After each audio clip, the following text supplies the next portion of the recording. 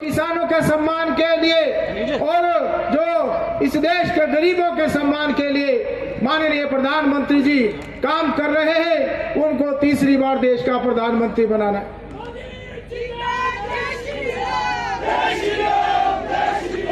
10 वर्षों का कार्यकाल और 10 वर्षों में जो ऐतिहासिक निर्णय हुए हैं, आज पूरा देश उसका साक्षी है।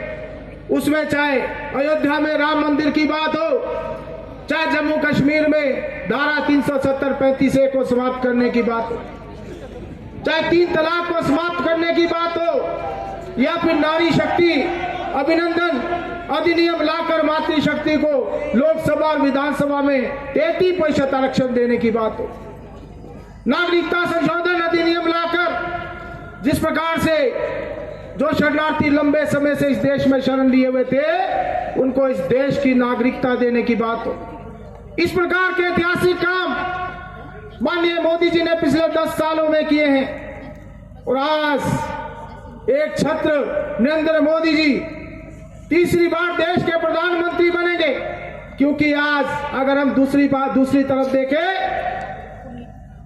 वो ठगबंधन और गठबंधन, इंडी गठबंधन जिन्होंने 70 साल तक इस देश को लूटा, और 2014 से पहले जिस प्रकार से इस देश में भ्रष्टाचार हो रहा था, आज अगर हम देखें उनकी स्थिति क्या है, उनके पास प्रधानमंत्री का कौन उम्मीदवार है आज तक तय नहीं है। ना उनके पास नेता है, ना उनके पास नीति है और ना उनकी नीयत है। लेकिन दूसरी ओर हमारे देश के पास एक सशक्त नेतृत्व है। और आज मैं आप सबसे भी ये निवेदन करना चाहूंगा कि ऐसा व्यक्ति जो पिछले 10 सालों से निरंतर इस देश को आगे ले जाने के लिए, इस देश को एक मजबूत राष्ट्र बनाने के लिए, 2047 तक इस देश को विकसित राष्ट्र बनाने के लिए निरंतर प्रयासरत है, उनको हमको तीसरी बार देश का प्रधानमंत्री बनाना है। आज प्रदेश की सरकार, उसकी क्या हालत है, तालेबंदी के अलावा 15 महीने में सरकार की कोई उपलब्धि नहीं है। झूठी गारंटियां देकर सत्ता में आने वाली सरकार, मेरा आपसे भी निवेदन रहेगा, इस चुनाव में उनको इस बात का बदला अवश्य देना है। जो उन्होंने संस्थान बंद किए, जिस प्रकार से उन्होंने महिलाओं के साथ, युवाओं के साथ, किसानों के साथ, बागवानों के साथ, इस प्रदेश की जनता के साथ जो धोखा दिया है, उसका बदला इस लोकसभा चुनाव में लेना है।